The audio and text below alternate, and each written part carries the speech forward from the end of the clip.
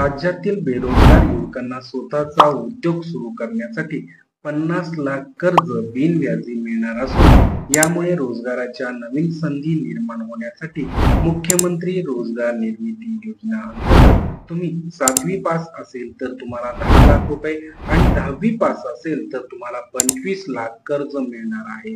मग यासाठी घर बसल्या तुम्ही ऑनलाईन अर्ज करू शकता.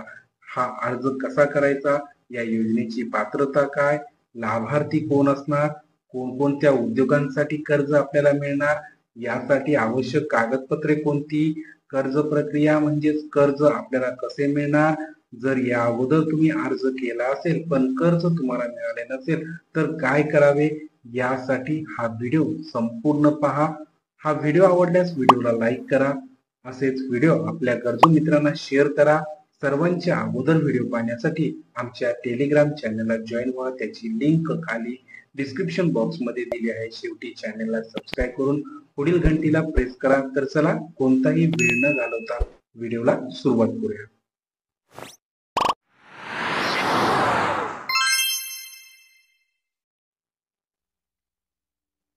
मित्रांनो, या व्हिडिओच्या डिस्क्रिप्शन बॉक्स मध्ये तुम्हाला या वेबसाईटची लिंक दिली आहे. ही वेबसाईट ओपन केल्यानंतर अशा पद्धतीने या वेबसाईटचा इंटरफेस तुम्हाला दिसेल. आता प्रथम आपण या व्हिडिओमध्ये नेमकं कोणकोणती माहिती पाहणार आहोत. तर घर बसल्या ऑनलाईन अर्ज कशा प्रकारे करायचा, या योजनेची पात्रता कोणती, लाभार्थी कोण कोण असणार आहेत, कोणकोणत्या उद्योगांसाठी आपल्याला कर्ज मिळणार आहे, त्यासाठी लागणारे आवश्यक कागदपत्रे कोणकोणती आहेत आणि कर्ज आपल्यापर्यंत कसं मिळू शकतं किंवा कोणकोणती प्रोसेस आहे आणि ते कधी मिळणार, या सर्वच गोष्टी आपण या व्हिडिओमध्ये पाहणार आहोत. त्यासाठी हा व्हिडिओ सुरुवातीपासून शेवटपर्यंत पहा, कुठेही स्किप करू नका.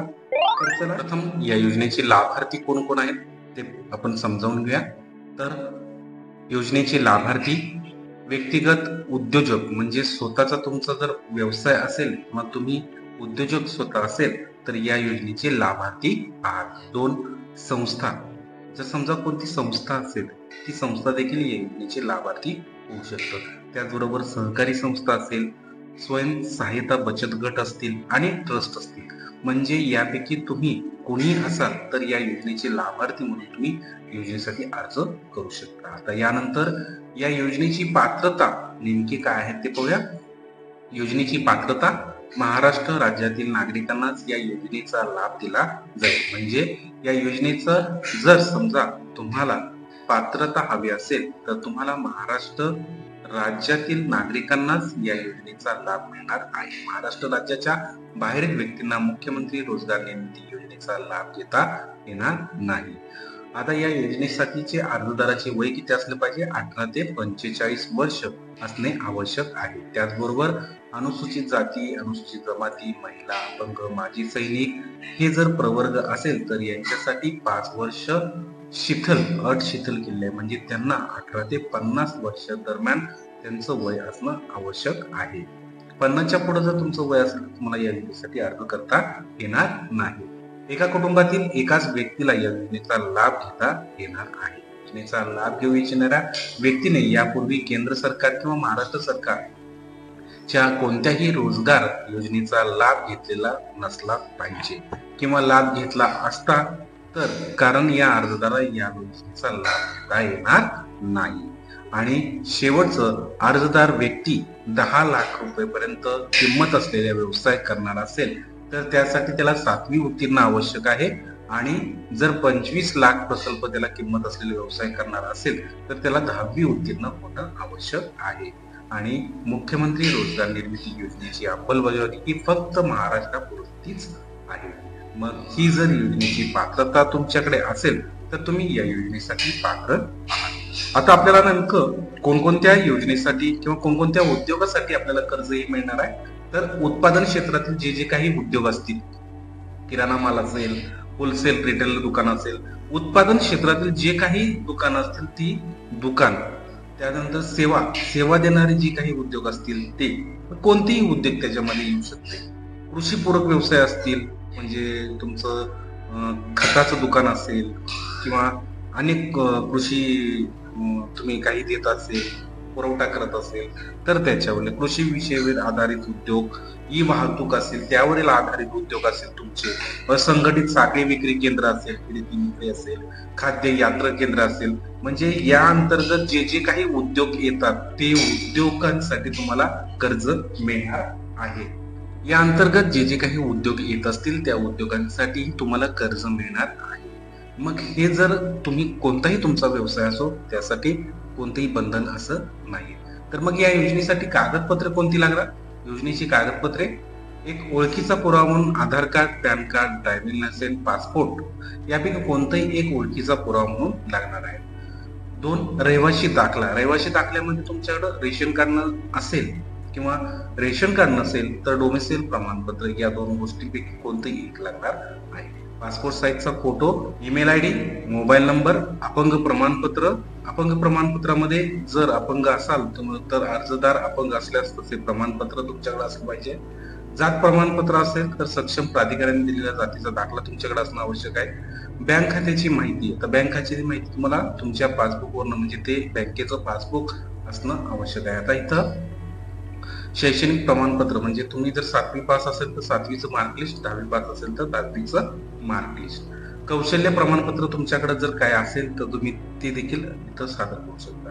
व्यवसायाचा प्रकल्प अहवाल, अर्जदार जो व्यवसाय सुरू करणार आहे त्याचा एक प्रकल्प तुमच्याकडे असलं आवश्यक आहे. आणि हमी पत्र, या सर्व कागदपत्रे तुमच्याकडे जर असेल तर तुम्ही या योजनेसाठी अर्ज करू शकता.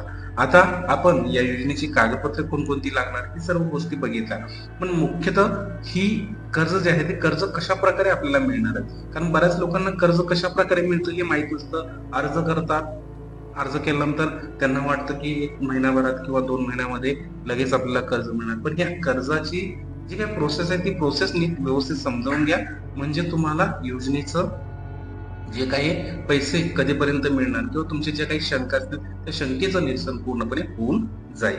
तुम्ही जर यापूर्वीच अर्ज केला असेल आणि तुम्हाला जर पैसे मिळणार नसेल तर ते का मिळालं नाही हे देखील तुम्हाला या गोष्टीतून समजणार आहेत. तर कर्ज कसे मिळणार? मुख्यमंत्री रोजगार निर्मिती कार्यक्रमाच्या सुलभ अंमलबजावणीसाठी संपूर्ण प्रक्रियेसाठी ऑनलाईन पद्धतीचा अवलंब करण्यात आलेला आहे. यासाठी स्वतंत्र जे काही पोर्टल आहे ते पोर्टल विकसित करण्यात आले आहे. त्याद्वारे कर्ज मागणी प्रस्ताव जिल्हा उद्योग केंद्रास किंवा खादी ग्रामोद्योग मंडळ म्हणजेच KVIB संस्थेत सादर करण्यात येईल. म्हणजे तुम्ही काय करायचं आहे की मुख्यमंत्री रोजगार निर्मिती योजना जी आहे त्या योजनेसाठी ऑनलाईन पद्धतीने तुम्ही अर्ज करायचा आहे आणि ऑनलाईन पद्धतीने अर्ज करत असताना त्यांचं देखील एक पोर्टल विकसित केलेलं आहे. त्या पोर्टलवर तुम्ही जाऊन अर्ज करायचा आहे आणि त्या अर्जाचे जे प्रस्ताव आहेत ते प्रस्ताव जिल्हा उद्योग केंद्र किंवा खादी ग्रामोद्योग मंडळ यांच्याकडे सादर करण्यात येईल. महाव्यवस्थापक, आता हे सादर केल्यानंतर पुढे काय होतं बघा, महाव्यवस्थापक जिल्हा उद्योग केंद्र यांच्या अध्यक्षतेखाली जिल्हास्तरीय एक समिती मार्फत अर्जाची छाननी केली जाते. बघा, ज्यावेळेस तुम्ही अर्ज करताय, अर्ज केल्यानंतर ते महाव्यवस्थापक जिल्हा उद्योग केंद्र आहे त्यांच्या अध्यक्षतेखाली एक जिल्हास्तरीय समिती असते. त्या समिती मार्फत तुमच्या अर्जाची छाननी होते आणि त्यातून उमेदवारांची एक सूची तयार करण्यात येते, म्हणजे एक यादी तयार करण्यात येते. पात्र उमेदवारांना समुपदेशनासाठी निमंत्रित करण्यात येऊन त्यांना प्राथमिक निवड यादी जिल्हा उपसमिती मार्फत तयार करण्यात येते. म्हणजे आता जे काही यादी लागलेली आहेत त्यांना उमेदवारांना समुपदेशनासाठी बोलवलं जातं आणि मग त्यातून त्यांची एक प्राथमिक निवड यादी जिल्हा उपसमिती मार्फत तयार करण्यात येते.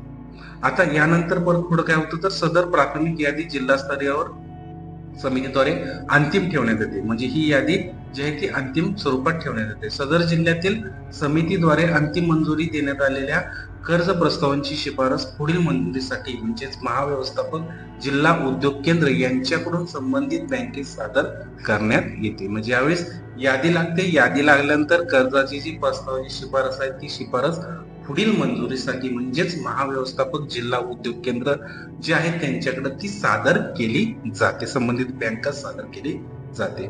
ऑनलाईन द्वारा शिफारस करण्यात आलेल्या प्रस्तावांची बँके स्तरावर प्रकल्पाची वित्तीय व्यवहार्यता, अनुवांशिक बाबी या तपासून बँक कर्ज मंजुरीबाबतचा निर्णय घेईल. बघा, ज्यावेळेस तुम्ही ऑनलाईन द्वारा शिफारस करता आणि शिफारस केल्यानंतर तुमची जे प्रस्ताव आहे तो प्रस्ताव बँकेकडे जातो आणि बँके स्तरावर या प्रकल्पाची वित्तीय अव्यवहार्यता, अनुवांशिक बाबी या तपासून बँक कर्ज मंजुरीबाबतचा निर्णय घेत असतं.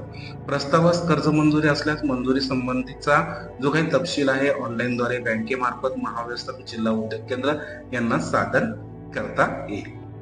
अर्ज प्रक्रिया, छाननी, समुपदेशन, बँकेची कर्ज प्रस्तावाची शिफारस, कर्ज मंजुरी या सर्व प्रक्रिया जिल्हा स्तरावर पूर्ण होतात आणि महाव्यवस्थापक जिल्हा उद्योग केंद्र बँकेंना मंजूर केलेला तपशील यथायोग्य असल्याची खात्री करून राज्यस्तरीय सेल यांना कर्ज वितरण व अनुदान वितरणासाठी प्रस्ताव सादर करतात. बघा, म्हणजे अर्जाची प्रक्रिया होते, त्याच्यानंतर त्याची छाननी होते, त्यानंतर समुपदेशनासाठी बोलवलं जातं, त्यानंतर यादी लागली जाते, परत यादी लागल्यानंतर महाव्यवस्थापक बँकेकडे कर्जाची प्रस्ताव पाठवला जातो आणि मग कर्जाची मंजुरी ही सर्व प्रक्रिया पूर्ण जिल्हा स्तरावर होत असते.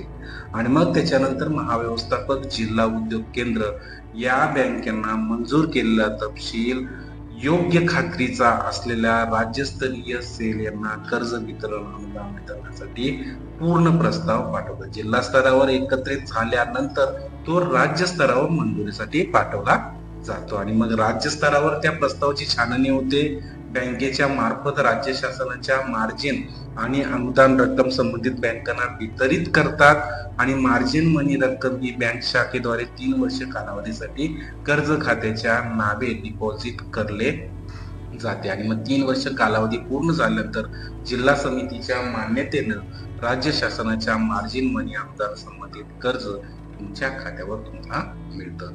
अशा पद्धतीनं ही कर्ज योजना आहे. आता यानंतर ऑनलाईन पद्धतीनं अर्ज कसा करायचा, तर तुम्हाला काय करायचं आहे की ही जी काही वेबसाईट आहे chief ministry employment generation programme, या वेबसाईटवर तुम्हाला यायचं आहे. या वेबसाईटची लिंक तुम्हाला या व्हिडिओच्या डिस्क्रिप्शन बॉक्समध्ये दिली आहे. ती ओपन झाल्यानंतर इथं अशा पद्धतीने तुम्हाला या वेबसाईटचा इंटरफेस दिसेल. तर इथं ऑनलाईन ऍप्लिकेशन फॉर्म इंडिव्हिज्युअल हा जो काही ऑप्शन आहे या ऑप्शनवर तुम्हाला क्लिक करायचं आहे. क्लिक केल्यानंतर एक नवीन विंडो परत तुमच्या समोर ओपन होईल. आता इथं तुमचा आधार कार्ड नंबर, इथून तुमचं जे काही सॅल्युटेशन असेल, श्रीमती कुमार मिस्टर लिमिटेड, ते तुम्हाला इथं तुमचं आधार कार्डवर जसं नाव आहे तसं तुम्हाला इथं लिहायचं आहे. त्याच्यानंतर इथं सिलेक्ट एजन्सी मध्ये तुम्हाला यायचं आहे. सिलेक्ट एजन्सी मध्ये तुम्हाला इथं KVIB ही एजन्सी तुम्हाला इथं सिलेक्ट करायची आहे. त्याच्यानंतर तुमचा जो काही जिल्हा आहे तो जिल्हा तुम्हाला इथून निवडायचा आहे. जिल्हा निवडून झाल्यानंतर खाली यायचंय, तुमचं जे काही जेंडर असेल ते जेंडर तुम्ही इथून निवडायचं आहे. त्याच्यानंतर तुमची कॅटेगरी जी काय असेल ती कॅटेगरी तुम्हाला निवडायची आहे. त्याच्यानंतर स्पेशल कॅटेगरी जी काय असेल ती निवडायची आहे. त्याच्यानंतर तुमची जन्मतारीख, क्वालिफिकेशन लेवल, कम्युनिकेशन म्हणजेच ऍड्रेस तुम्हाला सिलेक्ट, डिस्ट्रिक्ट तुमचा, तालुका, विलेज तुमचं निवडायचं आहे. पिनकोड नंबर तुम्हाला टाकायचा आहे, तुमचा मोबाईल नंबर टाकायचा आहे, दुसरा मोबाईल नंबर असेल तर तुम्हाला टाकायचा आहे. इथं ईमेल आयडी मित्रांनो तुमचा आवश्यक आहे. ईमेल आयडी असलाच पाहिजे आणि तो ईमेल आयडी तुम्हाला इथं टाकायचा आहे. त्यानंतर पॅन कार्ड नंबर तुम्हाला टाकायचा आहे. त्यानंतर लोकेशन तुमचं जे काय असेल रुरल आणि किंवा शहरी किंवा ग्रामीण भाग जो काय असेल ते तुम्हाला इथं टाकायचा आहे. त्याच्यानंतर इथून सर्व माहिती तुम्हाला इथं भरायची आहे. म्हणजे तुमचा परमनंट ऍड्रेस आणि कम्युनिकेशन ऍड्रेस हा सेम असेल तर इथं टिक मार्क करायचं आहे. त्याच्यानंतर खाली यायचंय. खाली आल्यानंतर इथं सर्व माहिती तुमची भरायची आहे. भरल्यानंतर प्रोजेक्ट कॉस्ट तुम्हाला म्हणजे कर्ज किती लागणार आहे तर कर्जाची माहिती तुम्हाला इथं अमाऊंट वगैरे टाकायचं आहे. वर्क कॅपिटल तुम्हाला टाकायचं आहे. टोटल किती आहे म्हणजे पेमेंट किती आहे. त्यानंतर परफेम बँकेचा तपशील तुम्हाला इथं भरायचा आहे. अल्टरनेट बँक जर दुसरे असेल तर तिथं तुम्ही माहिती भरू शकता. त्यानंतर सर्व माहिती भरले का चेक करायचे. चेक केल्यानंतर इथं टिक मार्क करायचं आहे आणि इथं तुम्हाला अंडरटेकिंग जर पाहिजे असेल, अंडरटेकिंग लागणार आहे ते अंडरटेकिंग तुम्हाला इथून, आणि सॅम्पल प्रोजेक्ट फाईल पण तुम्हाला इथं लागत असेल तर इथनं डाउनलोड तो करायचा आहे. त्याच्यानंतर डॉक्युमेंट सर्व तुम्हाला मगाशी सांगितलेले डॉक्युमेंट सर्व तुम्हाला इथं अपलोड करायचे. आता इथं फोटो तुमचा लागणार आहे. परत एकदा सांगतो, तुमचा फोटो लागणार, आधार कार्ड लागणार, पॅन कार्ड लागणार, जातीचं प्रमाणपत्र असेल तर जातीमध्ये मोडत असेल तर जाती प्रमाणपत्र, त्यानंतर एज्युकेशन मार्कशीट, त्याच्यानंतर बर्थ सर्टिफिकेट किंवा डोमेसियल किंवा नंतर सोशल स्पेशली म्हणजे माजी सैनिक असेल तर तुम्हाला तिथं जोडणं आवश्यक आहे. अंडरटेकिंग फॉर्म देखील तुम्हाला मिळून जाईल या डिस्क्रिप्शन बॉक्स मध्ये. त्यानंतर प्रोजेक्ट रिपोर्ट देखील तुम्हाला तयार करायचा आहे. तर मॅरेज ऍफिडेविट ते पण लागणार आहे आणि हे सर्व डॉक्युमेंट लागणार आहे. तिथं अपलोड करायचे आहेत. चूज या फाईलवर क्लिक केल्यानंतर ते अपलोड करायचं आणि सेव्ह करायचं आणि मग त्यानंतर तुमच्या मोबाईलवर हा अर्ज भरलेला मेसेज येईल. निश्चितच मित्रांनो, हा व्हिडिओ तुम्हाला आवडला असेल तर या व्हिडिओ लाईक करा. हा व्हिडिओ पाहताना तुमच्या मनामध्ये काही शंका किंवा प्रश्न किंवा अडचण असल्यास तुम्ही मला कमेंट बॉक्समध्ये कमेंट करू शकता. तर चला मग अशाच एका नवीन चॅनल पुन्हा भेटूया. धन्यवाद. जय हिंद, जय महाराष्ट्र.